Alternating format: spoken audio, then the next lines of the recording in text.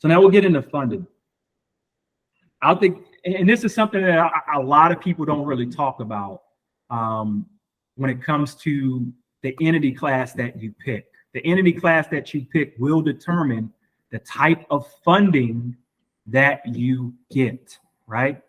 And what I mean by that is OPM, other people's money. You ever heard that term before, right? Yeah. OPM, other people's money. Credit cards are OPM. Loans are OPM, right?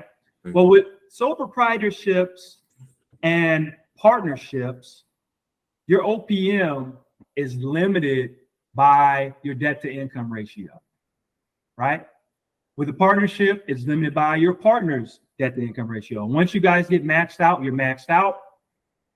And that's going to negatively affect you when it comes to trying to buy a house, when it comes to trying to buy a car, anything, you know, it can mess your credit.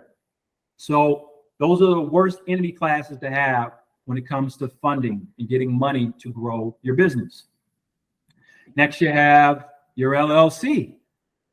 Well, I talked about before, you know, your grandma giving you $100. Well, that funding that you get from her, funding from a private investor and an LLC, it makes them a member with control. Wow. And in addition to that, with an LLC, guess what it also provides for her? She's an investor. It gives her a K-1 at the end of the year that's going to report to her personal tax returns. So your grandmother was giving you $100 because she wanted to invest in your business to help it grow. At the end of the year or the beginning of the year, when you go to file your taxes, she's expecting a nice check, nice return on investment on that $100 that she gave you. Guess what she's going to get instead if you have an LLC? A tax bill. Yeah. She's going to get a K-1. Okay? So the business did $100,000 in profit. Your grandmother only invested $100, and she only invested $100. The business did $100,000 in profit. Right. Grandmother only invested $100. But guess what she's getting at the end of the year? A scheduled K-1 for $100,000. It's that serious. A K-1, I mean, LLCs, worst entity to have, right? Instead of your investors getting a check, they're getting a tax bill. S-Corp, same thing, right? The only difference is with LLCs, owners are considered members. With S-Corps, they're considered shareholders. With an S-Corp, investors, just like the LLC, they get a K-1 report to their personal taxes. So grandma's getting a tax bill. She's not getting a check. She's getting a tax bill. And guess what? That tax bill that you gifted your grandmother, she gave you $100 to put in your business for your business to grow. You turned around and gave her a $100,000 tax bill. Grandma can't get rid of it. She cannot bankrupt that away. And this is something that I'm really passionate about, because I saw this with my dad's business. My dad, he had a trucking company, and I did about 10 years in the Navy. When I got out of the Navy, my last year and a half in the Navy, I had this real cush shore duty job, and I was able to run my dad's business while I was still in. I was operations manager. We had about 4 or 5 drivers, and I remember I used to get these calls from the IRS when I would answer the business phone. And I'm like, why is the IRS calling us? And I talked to my dad about it, and he's like, yeah, I worked out a payment plan with him. Don't worry about it. I worked out a payment plan with him. And that's because I think the business was doing maybe about $500,000 or so. And it just blew my mind, because even if the business went belly up, he still was responsible for those taxes. Whether the business succeeds, whether the business fails, if you have an S-Corp or you have an LLC, you are personally responsible for those taxes. The business can't handle it, can't do that lifting. In addition to that, when it comes to an S-Corp, you are restricted to 100 investors or shareholders. You're restricted to only 100. And this hurts you where in the case where, like, I'll give you a scenario. There's this guy, he actually owned a church, and he was looking to raise money to buy a bigger building. And so what he did was he started auctioning off certain items in the building, auction off a door, auctioning off a window. Someone gave $1,000 for a door. Someone gave $10,000 for the window. Someone gave $5,000 for the bulkheads, the walls. And at the end of it, he had maybe about 1,000 investors, different people giving him money.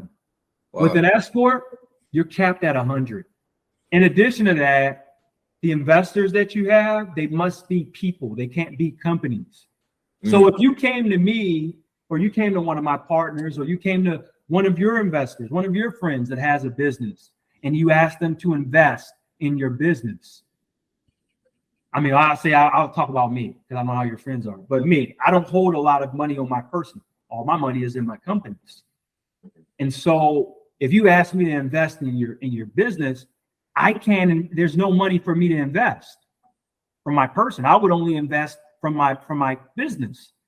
But if you have an S-Corp, you can't take that money from me because S-Corps don't allow investors or shareholders to be companies. They have to be people. So it's going to limit the type of investors, the type of shareholders that you can have.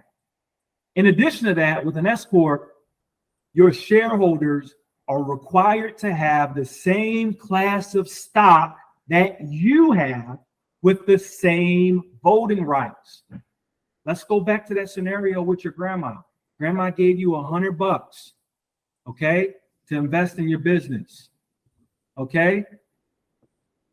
If you have an S-Corp, she has the same class of stock as you.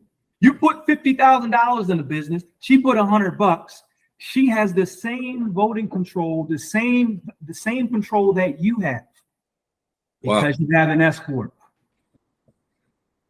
Worst entity class, absolute worst entity class. You cannot decide the type of the class of stock that your company has. Whereas with the C-Corp, you can decide your class of stock, right?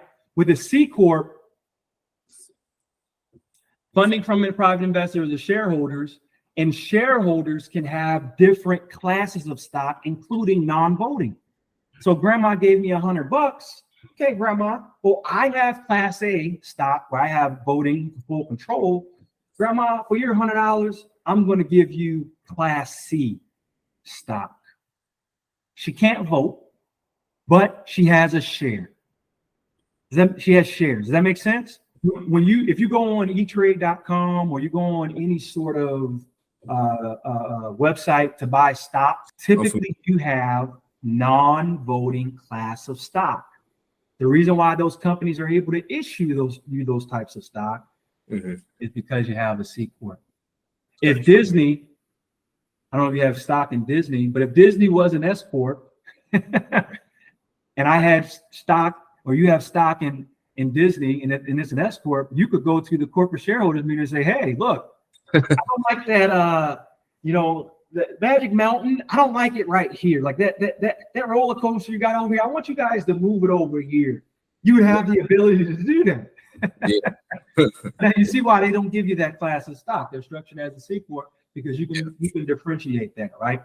In addition to that, with a C-Corp, you can actually roll a 401k into that entity. Okay.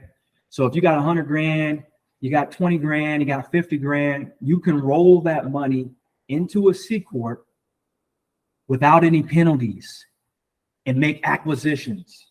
So maybe you don't have $100,000 in cash, but you got $100,000 in your 401k and you want to buy a business. With a C-Corp, you can roll that 100,000 into the C-Corp, into your holding company, and then your holding company can make that acquisition without any penalties, without any prepayment penalties. That's huge. You can also do your investors can also do that. If you know a lot of people that have 401ks, right? And they want to invest in your business, they can roll their money into a C-Corp without any prepayment penalties, right? It's great. It's a great option. In addition to that, with C-Corps, you determine your fiscal year. So you can decide, hey, I want my fiscal year to be in June. I want my year to end in June. I want it to begin in June and end in June. And when we talked about taxes before, typically with an S-Corp and an LLC, you're going to end it at the end of the year when everybody else does. With the C-Corp, you can make the decision of saying, hey, I want our fiscal year to be in the middle of the year. I want it to be in August. I want it to be in September.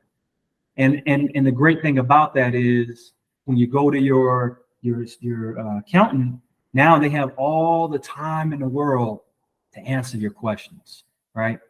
And to service you. And so that's my spiel on entities. C-Corp is absolutely the best entity. And if you're gonna have a holding company, that's how you want it. You don't want to mess with S-Corps. You don't want to mess with LLCs. You want your holding company to be a C-Corp. I'm going to get into C-Corps for a second.